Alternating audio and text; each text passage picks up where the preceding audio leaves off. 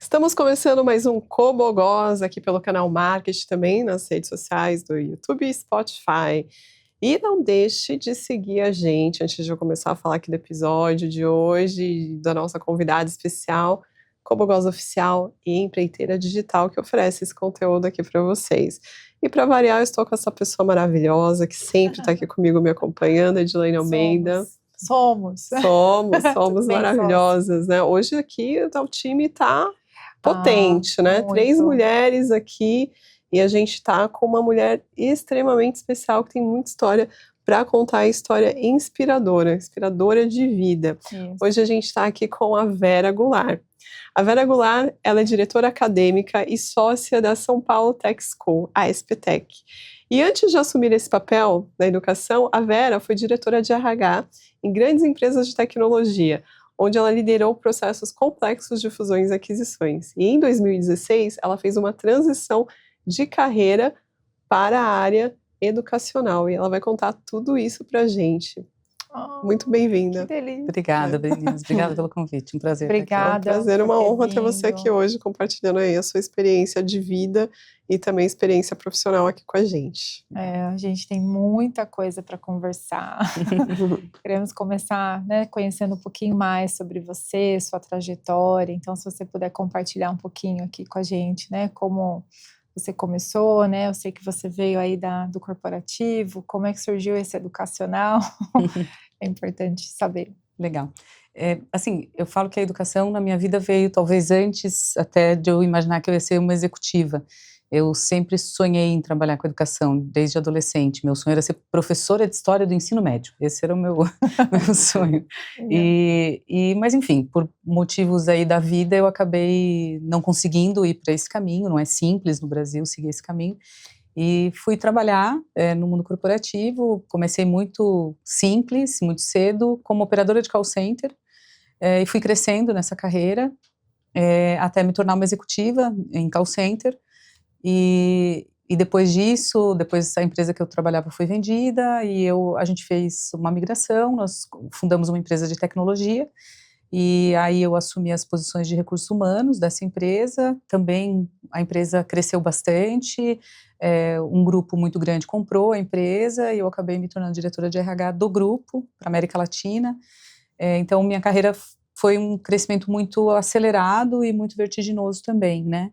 Mas o sonho da educação nunca saiu da minha cabeça. Eu sabia que em algum momento na minha vida eu iria trabalhar com educação. E mais ou menos no meio dessa história, um pouco antes da gente fundar a empresa de tecnologia, o Alessandro, que é o meu marido, falou que a gente ia trabalhar com educação. E a gente começou a preparar a nossa vida para trabalhar com educação. Então levou aí uns 10 anos de preparo até a gente fazer essa transição completa. Uau, que mudança, né? Total, assim, só esse pedaço tem história para contar por muitas horas, né? Então tem muita conversa. E Vera, como que foi assim, o início da trajetória desse projeto que hoje já não é mais um projeto, né, uma realização, que é a SPTech? Olha, o começo, a gente tinha algumas premissas, né? A gente queria que a faculdade fosse nossa, para que a gente não precisasse correr o risco de vender ou de um sócio querer vender, né? Então a gente foi atrás de comprar uma instituição. A gente comprou uma instituição pequena, que era a Bandtech na ocasião, e a gente mergulhou no mundo educacional para entender quais eram os problemas do mundo educacional, porque estava todo mundo reclamando muito, né? Todo o ecossistema reclamava. Então o começo foi muito desafiador para a gente, porque a gente tomou um susto muito grande, né? Era muito diferente daquilo que a gente imaginava, né? A gente sempre se considerou bons gestores, mas não há gestão que consiga salvar um modelo que não está funcionando adequadamente, né? Então o começo foi de muita intensidade de estudo e de escuta, eu diria, sabe? De entender e de conhecer e reconhecer o que cada parte dizia, para tentar entender como salvar esse processo, assim, né? Como colocar esse negócio de pé. Esse modelo que não funcionava É esse ato que você também menciona no seu mestrado? Eu acho que o hiato faz parte. Uhum. O modelo que não funcionava e que para mim, em grande parte, ainda não funciona, que é o modelo do ensino superior tradicional, nos moldes e nos modelos tradicionais, e principalmente o que virou o ensino superior privado, né? Parte disso, parte do problema é esse ato. O que é esse ato, né? O que a faculdade ensina não é o que o mercado pede. Então, quando a gente fez a pesquisa de mestrado, fica muito claro isso, assim, né? Eu sempre brinco com os alunos que eu falo que é mais ou menos uma salada de fruta. Você pergunta para a empresa o que ela quer, ela fala que ela quer banana. Você vai na faculdade ver o que ela está oferecendo maçã. E você pergunta para o aluno o que ele aprende, ele fala que ele aprendeu mamão. Então, assim, eu falo, nada conversa com nada, assim, né? Então, obviamente que isso é um problema muito importante. Então, mas é parte dele, né? Eu acho que tem outros fatores que tornam a educação superior hoje muito problemática. Hoje você é professora lá na SPTEC, né? Também. Certamente tem muitos desafios ali no dia a dia. Qual hoje, né, na sua visão, é o principal desafio dos jovens, né, e das instituições que estão aí formando essas pessoas, né, para o mercado de trabalho? A gente vê uma geração, eu estava conversando até com os meus diretores hoje à tarde, assim, uma geração que vem com muita impaciência, né? A gente poderia ficar horas aqui falando sobre porquê dessa impaciência, a influência das redes sociais, vídeos de 30 segundos e etc, né? Mas é uma busca pelo imediatismo, assim, seja o resultado imediato, seja a rápida conquista da atenção, senão você não consegue aquilo que você busca, né? E por outro lado, a gente vê uma geração também, esses estudos geracionais todos que falam que os jovens não são interessados, não querem, não sei o quê, eu discordo completamente deles, e talvez porque eu tenho uma amostra viciada, né? O que eu vejo são alunos que querem muita orientação, e eles chegam bastante perdidos na faculdade, sabe? Eles não sabem por onde começar, não sabem o que fazer, não sabem o que é o mercado de trabalho, ou como que eles vão se comportar e se colocar nesse lugar, assim. Então, eles pedem muita orientação, que é muito diferente do que qualquer pesquisa geracional fala pra gente, né? Fala que eles não querem ser direcionados, que eles querem fazer o que eles querem e tal.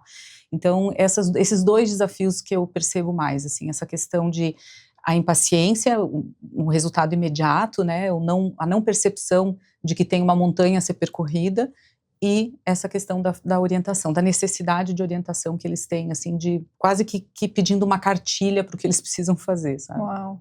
E aí, Vera, nesse contexto, né, tem os professores, né, enfim, como que você emprega esse modelo de gestão, né, de acompanhamento, de proximidade, que gera, né, essa diferença na ponta para esses alunos? Sim. A gente tem um pilar, a gente tem alguns pilares na faculdade, um dos nossos pilares chama-se liderança pedagógica. A gente transformou os nossos professores em líderes pedagógicos. Para isso, uma das mudanças que a gente fez no modelo foi que hoje mais de 90% dos nossos professores, eles são professores em período integral. Eles trabalham só na faculdade. É muito comum no ensino superior, especialmente no privado, o professor ter um outro emprego e chegar na aula só à noite, só no horário de ele dar aula. Então, é muito difícil nesse modelo o professor criar conexão com o aluno, né? E sem conexão, a gente não acredita que o aprendizado é possível. Sem vínculo, é necessário criar vínculo. Então, o vínculo é uma palavra muito forte para a gente dentro da instituição. Como que a gente faz isso no dia a dia? A gente faz isso alinhando o tempo inteiro. Então, desde coisas simples, como, por exemplo, a gente tem regras de sala de aula, né? O uso do celular, que ficou famoso no começo desse ano, porque algumas instituições de ensino privadas proibiram o uso do celular, a gente proíbe desde sempre. Mas isso não é uma deliberação de um professor, é uma deliberação institucional que todos os professores seguem a mesma regra. Então, desde a gente ter regras que são iguais para todos, até ensinar os professores como é que eles fazem esse processo, como é que eu gero vínculo com o aluno, como é que eu faço para me tornar um líder e não só um professor transmissor de conteúdo, né? Porque o conceito é esse, assim, o que é um líder, né? O líder é aquele cara que tira a sua equipe do ponto A e leva para o ponto B, pronto. Então, o professor tem que estar preocupado com isso. Eu tenho que tirar o meu aluno do ponto A e levar para o ponto B. Eu não estou ali só para despejar conteúdo nele, né? Agora, dentro do vínculo que você comenta, vocês têm um modelo muito interessante, porque aí tem essa geração do vínculo, essa criação com o professor, com o aluno, com as instituições que apoiam, né, os projetos de vocês, que são os parceiros, e também as famílias. Sim. Conta um pouquinho pra gente, porque eu até acompanhei um evento, fiquei super emocionada lá, porque a gente vê acontecendo na prática. A gente entende que a família, obviamente, é parte importantíssima desse processo de formação. É a família que vem sendo responsável pela educação desse jovem até então. E a gente, erradamente, parece que faz o seguinte, né? Fez 18 anos, pronto, tá adulto, ele resolve tudo sozinho. E não é assim. A gente sabe, inclusive, que essa geração, ela tá demorando mais para sair de casa, demorando mais para adquirir responsabilidade. Então, a família tem um papel muito importante ainda quando ele chega na faculdade. Então, nós temos vários momentos com as famílias, né? O primeiro momento é na primeira semana de aula. A gente chama a família para contar como é o nosso modelo, para contar como vão ser as regras, para contar o que a gente vai exigir do aluno, para pedir apoio nas questões que a gente sabe que ele vai precisar de apoio, até para pedir autorização para puxar a orelha, eu brinco com as famílias. Então esse é o primeiro momento que a gente tem. Depois a gente tem um segundo momento importante, que é quando o aluno termina o primeiro período dele, que é o primeiro momento da jornada dele. Quando ele termina o primeiro período, a gente tem um grande evento, que foi esse que você teve a oportunidade de participar, no qual as famílias comparecem e as empresas que vão contratar esses alunos comparecem também. E é um momento que o aluno não sabe em qual empresa ele vai trabalhar, a empresa não sabe quem vai receber, também é uma surpresa para ela. E as famílias recebem esse envelope que tem essas informações e abrem juntos com o aluno e celebram esse momento de transição. E aí é muito bacana porque realmente é uma passagem. Então as famílias fazem isso juntas e as empresas estão lá para recebê-los. Então as empresas recebem as famílias e os estudantes ali, conhecem, fazem uma comemoração. Então é um momento muito marcante mesmo, é muito emocionante esse evento. Depois de 10 anos a gente se emociona sempre. E depois a gente continua chamando as famílias ao longo da formação, uma vez ao ano, para conversar, para contar atualizar, contar como é que estão as coisas e tal. E por fim, a colação de grau. Então a gente tem alguns momentos que a gente se encontra. Realmente é muito diferente. É muito diferente, né? Por falar em diferente, o modelo, né, das disciplinas é bastante diferente também da estrutura do ensino superior tradicional, né? Como que vocês chegaram nesse modelo? E conta um pouquinho também para a nossa audiência, assim, sobre esse modelo. Tem, acho que, duas grandes diferenças principais, né? A gente não inventou a roda nesse caso, né? Porque há muitos anos e há muito tempo se fala sobre metodologias ativas de aprendizado. Então, a gente sempre acreditou nisso também, que é uma questão de prática, é executar aquilo que você está aprendendo. Então, eu diria que o coração da nossa metodologia está nisso, está em eu ter uma disciplina chamada Pesquisa e Inovação, que é a disciplina que vai fazer aquilo que o aluno está aprendendo tecnicamente virar um produto. Então, todo semestre o aluno tem um entregável para fazer, baseado nas disciplinas técnicas que ele aprendeu, que vai fazer a liga nessa disciplina de pesquisa e inovação. Que é um laboratório interessantíssimo, porque além de colocar em prática, ele trabalha em equipe, porque ele vai trabalhar em grupo, ele tem o professor exercendo o papel de um cliente de tecnologia, ele tem os outros professores que avaliam a banca e o trabalho dele, então ele aprende toda a parte de oralidade, expressão, comunicação, apresentação, né, criar um storytelling daquilo que ele fez. Esse é o primeiro, talvez bem diferente que a gente tem. E aí a gente tem uma outra coisa que também é um pilar da faculdade, né, eu mencionei os pilares, que é a formação socioemocional. Quando a gente fala sobre esse ato na formação, uma coisa que ficou muito evidente na pesquisa de mestrado que eu realizei, é que as empresas falam que o jovem vem sem nenhum preparo socioemocional. Hoje, no mundo acadêmico, o socioemocional está equalizado, no mundo corporativo a gente ainda usa muito soft skills, habilidades comportamentais, qualquer coisa parecida com isso. Mas ficou muito evidente para a gente que se nós queríamos ser uma instituição que de fato era simbiótica com o mercado, que é o nosso terceiro pilar, que é a simbiose, nós precisávamos entregar um jovem melhor preparado nessas habilidades comportamentais. Então, inserir formação socioemocional foi uma coisa quase que automática e inquestionável do processo, né? Naturalmente, formação socioemocional não é só trabalhar a habilidade comportamental, é também ensinar esse jovem como é que ele lida com as emoções dele, como é que ele reconhece essas emoções, como é que ele lida com pressão, como é que ele lida com ansiedade, numa tentativa de ser um fator preventivo para quaisquer problemas de saúde mental, inclusive. Fantástico, né? A gente queria ter passado por isso quando eu fiz a faculdade. A gente ouvindo, quando a gente escuta você falar, né, o Alessandro que esteve aqui também gravou com a gente, é muito bom de ouvir e a gente vê o brilho no olho de vocês, né? Vocês se emocionam falando do projeto, porque eu entendo que tem, né, um propósito aí verdadeiramente muito genuíno de fazer a diferença nessa transformação educacional. E aí eu fico pensando, né, como é que você administra a sua vida, né, os seus papéis todos, e de onde vem essa inspiração para estar ali todos os dias? Eu sei que você trabalha bastante, que você comentou ali um pouquinho antes, né, a gente estava dizendo essa jornada intensa de estar em sala até, né, tarde da noite, de manhã, enfim, e falando com tantos jovens, com, né, situações diversas, e tendo também, sendo mulher, mãe, esposa. Conte. Eu acho que tem uma coisa importante nesse processo, que assim, eu gosto demais do que eu faço, né? Então eu falo que pode me tirar quaisquer outras atividades, mas não me tira de sala de aula, assim, eu adoro ser professora, então eu todo semestre assumo uma turma.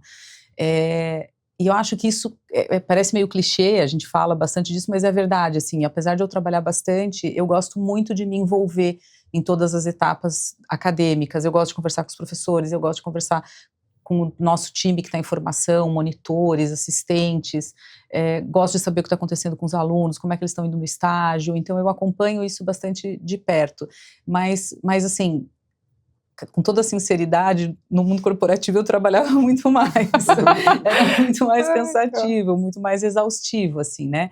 Hoje eu acho que eu tenho um nível de qualidade de vida que eu não tinha quando eu era executiva, né? A administração desses papéis, né, enquanto mãe, mulher, esposa, empresária, professora, seja lá tudo isso, também é uma coisa que não é completamente simples, como a gente sabe, né? Mas aí não tem muito como fugir, a gente estava falando um pouquinho disso, você precisa ter rede de apoio, eu tenho a felicidade de ter um marido que é um parceiraço, então ele me cobre em várias coisas, ele que fica responsável por um monte de coisa da casa também, e para me dar esse espaço que é o espaço que ele sabe que me preenche também, que é o espaço da minha profissão, que é o espaço daquilo que eu faço, né? Eu ia perguntar como que é trabalhar com o marido, né, o tempo inteiro. É difícil, não é fácil não, assim, e ainda mais, nós dois temos, assim, óbvio, até pelo que a gente foi fazendo, personalidades muito fortes, né? Sim. Então a gente teve que encontrar quais eram os nossos papéis, qual o papel de cada um em todos os lugares, em casa, no trabalho, mas é isso, a gente está o tempo todo junto e a gente faz tudo junto, né? A gente vai para academia junto, almoça junto, vai para casa junto, é o tempo todo junto, assim. Então tem que ter um monte de combinado para o negócio funcionar. Tem funcionado bem. Muito bom.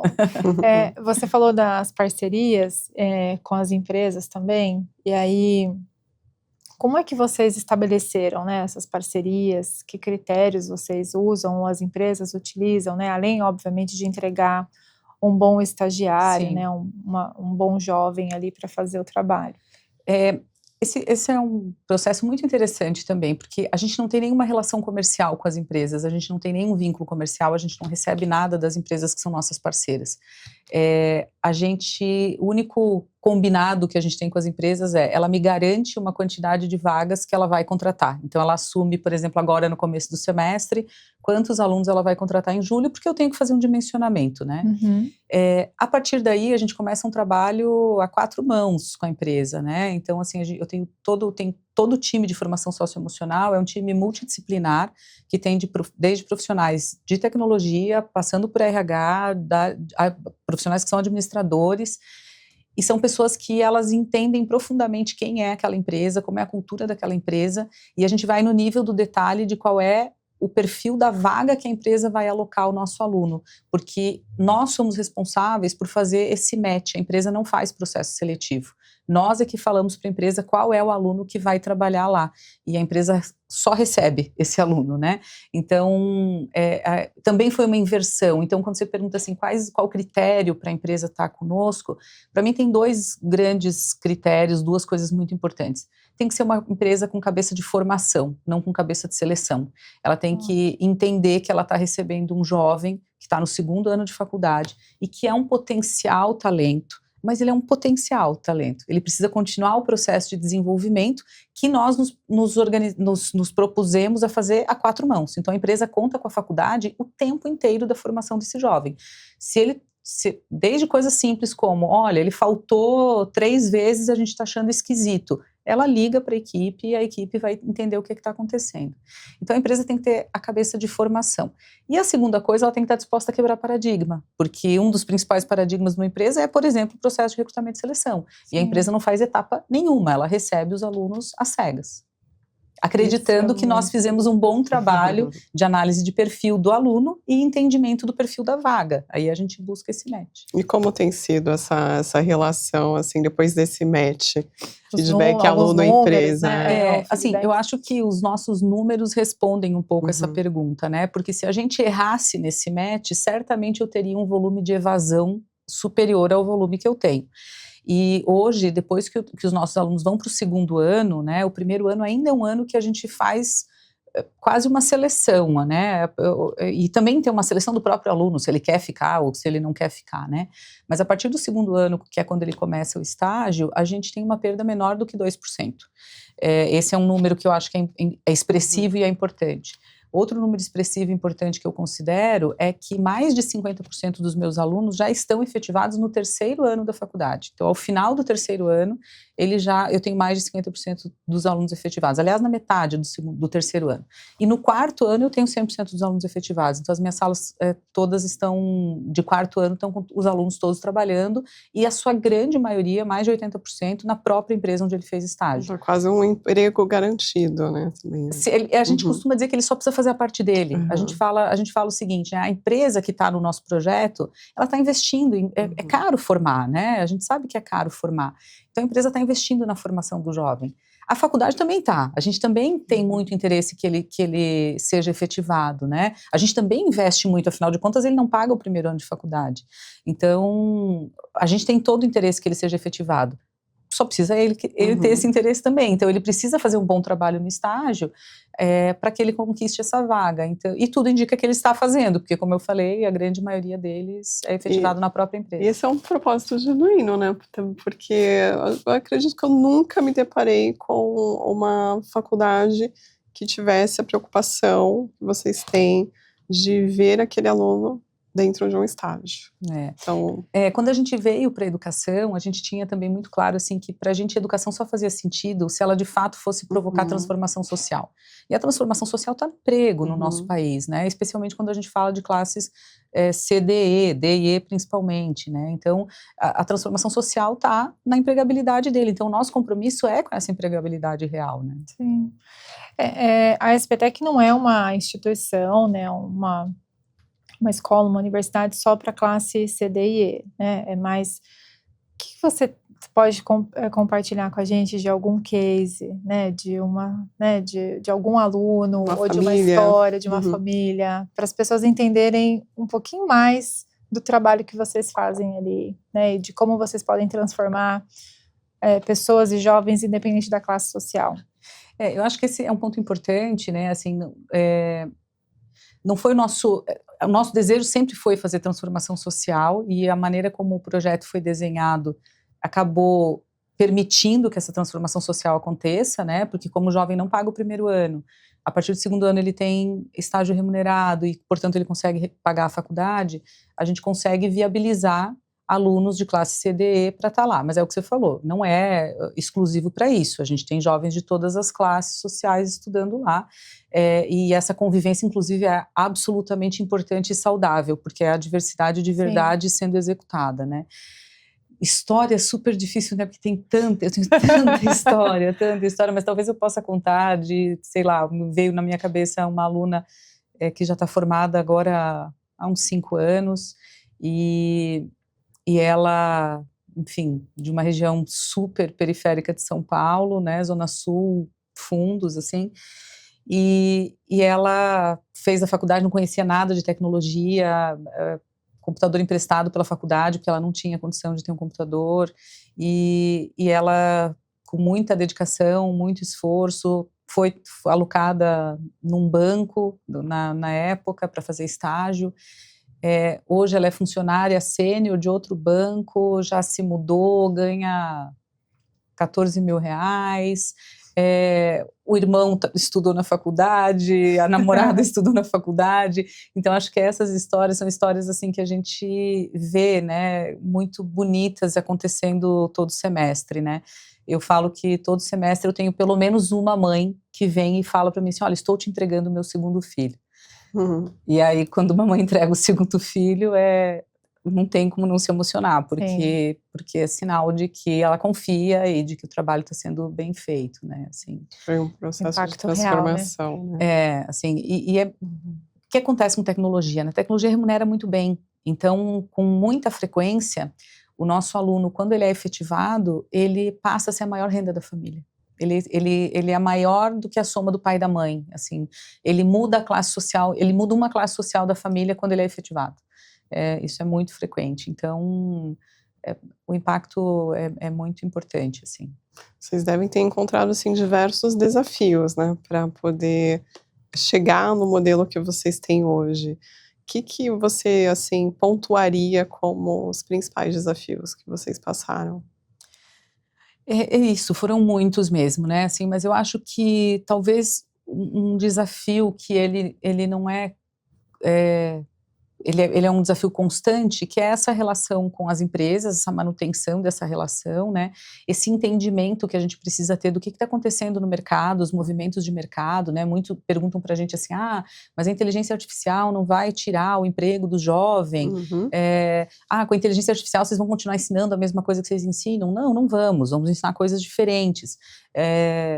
A gente acredita que não vai tirar o emprego do jovem, senão a gente vai ter alguns outros tipos de problema. Então, você vai mudar o emprego, você vai mudar a razão das coisas. Então, talvez o nosso maior desafio, e que é um desafio constante, é a gente se manter completamente conectado com o mercado, entendendo os movimentos que o mercado está fazendo. Então, não dá para a gente desconectar desse mundo, né? E a gente precisa entender o que está acontecendo para que a gente se adapte o tempo inteiro. Então, o nosso maior exercício é essa adaptação contínua. Movimento, né? Aí eu fico pensando aqui, como é que a gente faz, né? Como é que vocês têm planejado aí os próximos anos e de que maneira vocês pensam que talvez isso seja algo replicável? Sim, essa é uma pergunta que a gente ouve com uma certa frequência, assim. Primeiro, eu acredito que o modelo é replicável, o modelo é completamente replicável, né?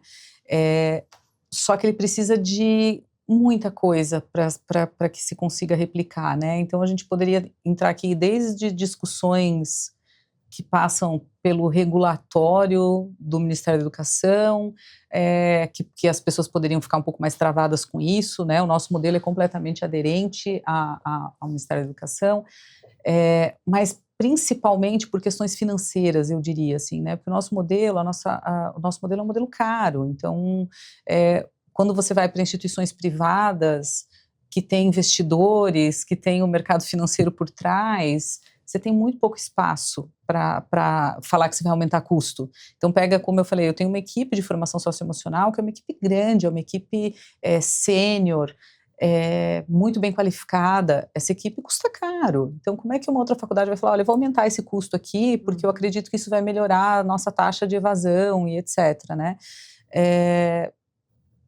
Você tem que bancar e ir na contracorrente desse modelo, assim, né? Então, o modelo é replicável, mas ele precisa dessa cabeça de não pode ser um modelo que tem o mercado financeiro por trás.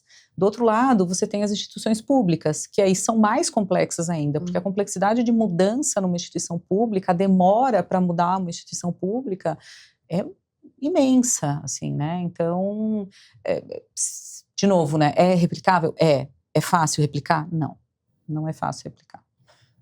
E pensando nesses próximos anos aí, né, 5, 10 anos, como é que vocês se veem na SPTec, ou veem a SPTec, novos serviços, produtos, pensam em algo diferente do que vocês já fazem hoje, né, ou expansão? Eu acho que tem alguns olhares assim que a gente tem para os próximos anos, né? A gente vai estar em busca de não só uma consolidação, porque é isso, o modelo para a gente já está consolidado, mas eu diria uma busca de excelência naquilo que a gente faz e, consequentemente, de notoriedade no mercado, uma consolidação dessa notoriedade para os públicos que nos interessam, que são as empresas que são nossas parceiras e o público de alunos que a gente já tem. Eu acho que quando a gente pensa em novos produtos, nesse momento a gente não pensa em crescimento, mas novos produtos, quando a gente fala de graduação, tem um pouco a ver com aquilo que eu falei um pouquinho antes, depende do que o mercado falar. Sempre me perguntam assim, vocês pensam em abrir curso de engenharia? Aí eu falo, se o mercado falar que está precisando de engenheiro de software, a gente vai entender que talvez seja o momento de abrir curso de engenharia de software, mas então depende muito da demanda do mercado. E aí, talvez uma consolidação de pós-graduação, acho que esse talvez seja um caminho mais natural, porque a pós-graduação começa a chegar um momento que os nossos alunos já estão formados há um bom tempo e começam a buscar esse caminho natural de pós-graduação, e mesmo as empresas parceiras, né? Então, um trabalho de formação contínua nas empresas, requalificação diante de tanta tecnologia nova. Então, uma pós-graduação B2B, por exemplo, deve ser um caminho natural. Muito legal. Eu vou falando. Pode falar, pode.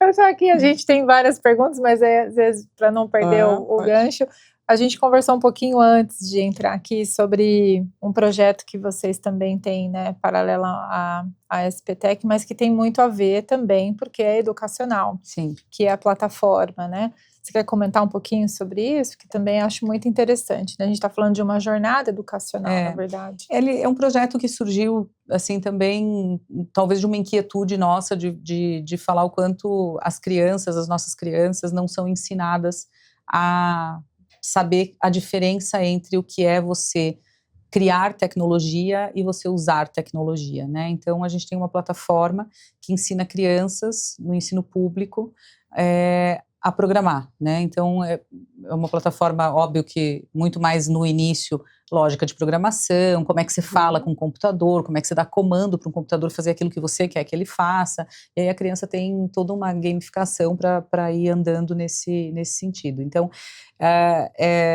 para mim seria um sonho, né? A cidade hoje, a maior cidade que a gente tem esse projeto implantado é a cidade de Salvador, e eu sempre imaginei que isso pode ser com uma política pública de longo prazo, isso pode ser um motor de transformação de uma cidade inteira, porque se você tem, o que as empresas querem? Elas querem cidades onde você tenha pessoas qualificadas, né? Se você tem uma qualificação que começa na infância e você continua essa qualificação, uma cidade como Salvador poderia e tem potencial para atrair muitas empresas para lá, né? E de novo, isso pode causar uma transformação, um impacto muito grande na cidade. Então, acho que começou com essa inquietação, assim, né, e foi rodando, acontecendo paralelo, e aí tá indo.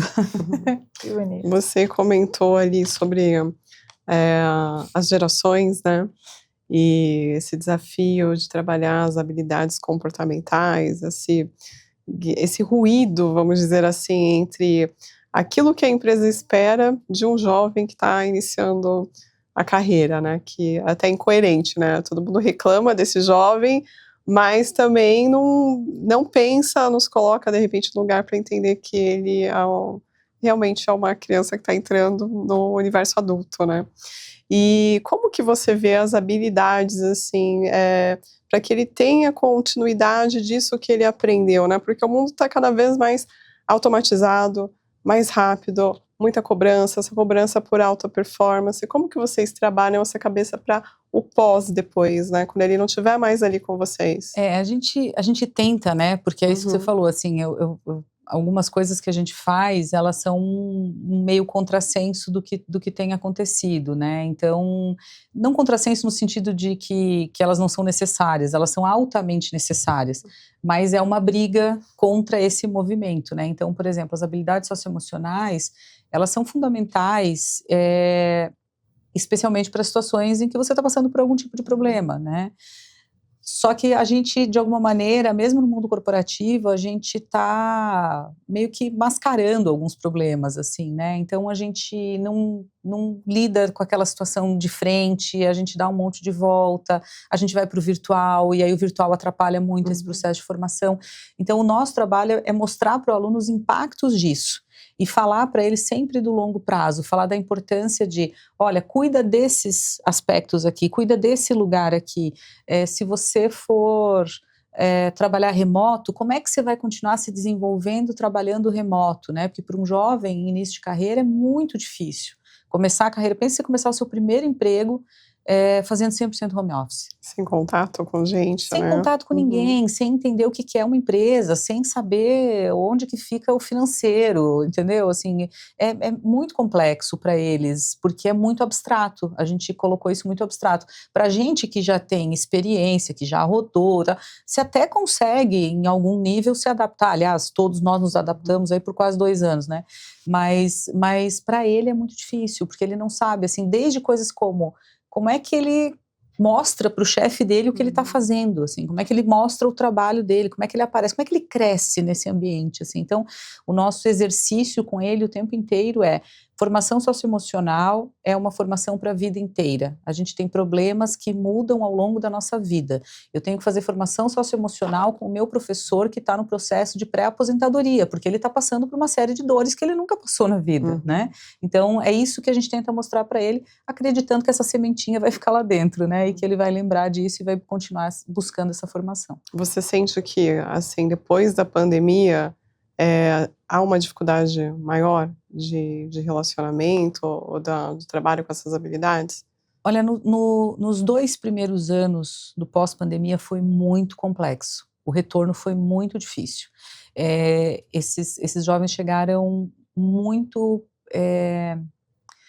assustados, eu diria, sabe? A gente teve muito caso de dificuldade no processo de ressocialização, assim, foi muito angustiante vê-los passando por aquilo, sabe? Eu diria que agora está um pouco mais tranquilo, porque como a maior parte que está agora fez o ensino médio já presencial, então ele voltou nesse processo de ressocialização, assim, né? Mas a gente vê traumas ainda deles falando desse período, todos eles como um período muito difícil, assim, muito, muito complexo, assim. A gente faz um trabalho em formação socioemocional que a gente chama de gráfico da vida e linha da vida, ele traça os pontos altos e baixos, assim, unanimidade, a pandemia foi o ponto baixo de todos eles. Assim, normalmente o ponto mais baixo da sua vida até então. Mas dentro do socioemocional, o que mais pega hoje, né, para esses jovens? É o financeiro, é lidar com o não, a rejeição, a pressão do trabalho. O que vocês percebem dentro do universo hoje da SPTech, né, que é mais complexo ou desafiador de trabalhar e desenvolver? Eu diria que quando a gente entra no âmbito emoções, né?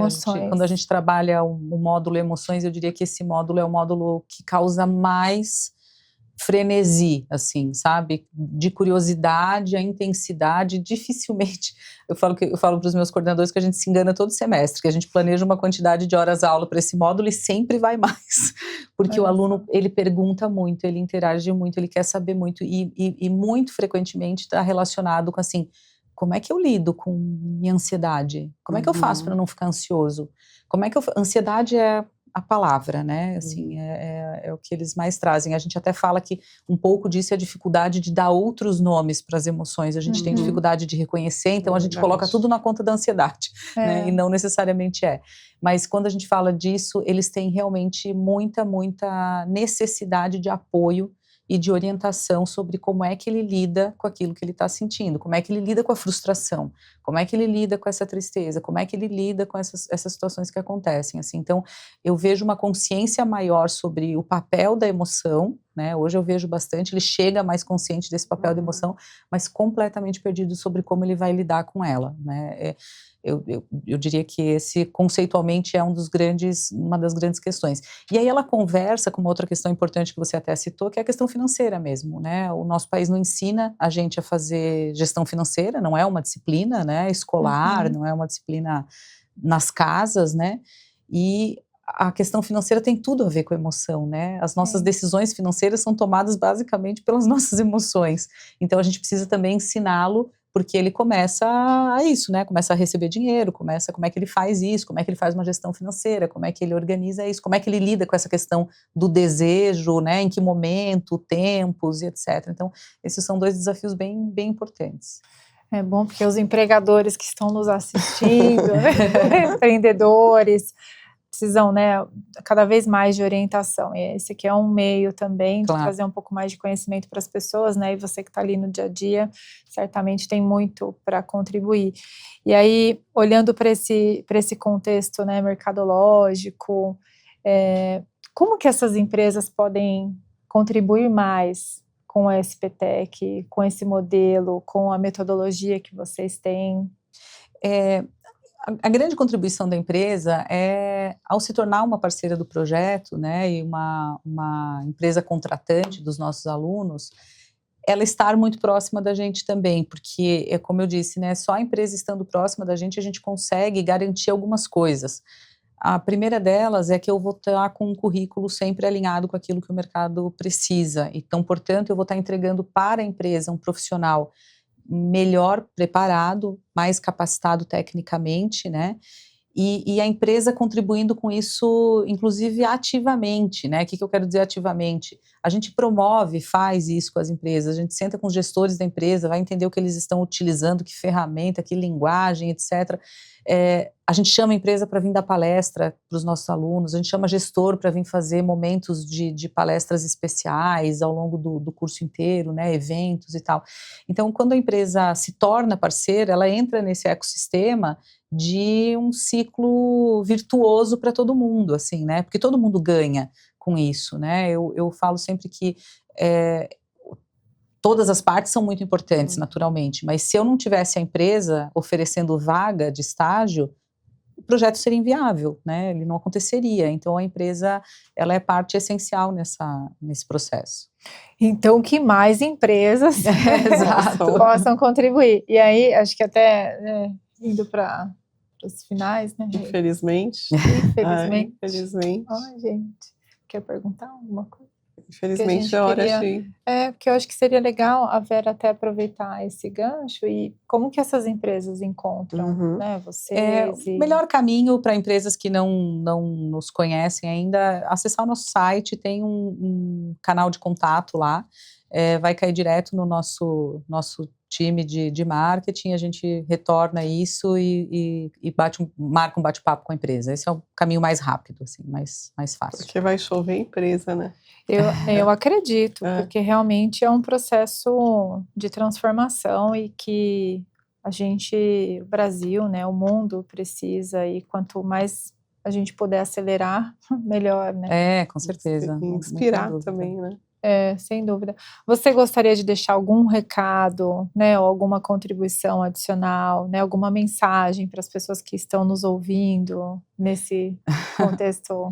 Não, acho que quero agradecer mais uma vez a oportunidade de estar aqui com vocês e acho que o recado que a gente pode deixar é que todos nós temos capacidade de fazer um pouquinho pela humanidade, assim, né? Então, às vezes a gente fica pensando em criar projetos megalomaníacos que a gente quer impactar 1 milhão de pessoas em um mês e a gente deixa de fazer uma coisa que parece menor, porque eu vou impactar 500 pessoas por ano, como é o nosso caso, mas a gente impacta 500 pessoas por ano e vai mudando de verdade a vida de 500 pessoas por ano. Então, eu acho que a humanidade, todos nós temos que ter uma consciência social mais apurada e acho que as empresas têm muito a contribuir nesse processo, assim, também. Então, eu sempre acreditei naquela história de muda a sua rua, que aí daqui a pouco o bairro vai mudando, daqui a pouco a cidade muda, então acho que é um pouquinho por aí.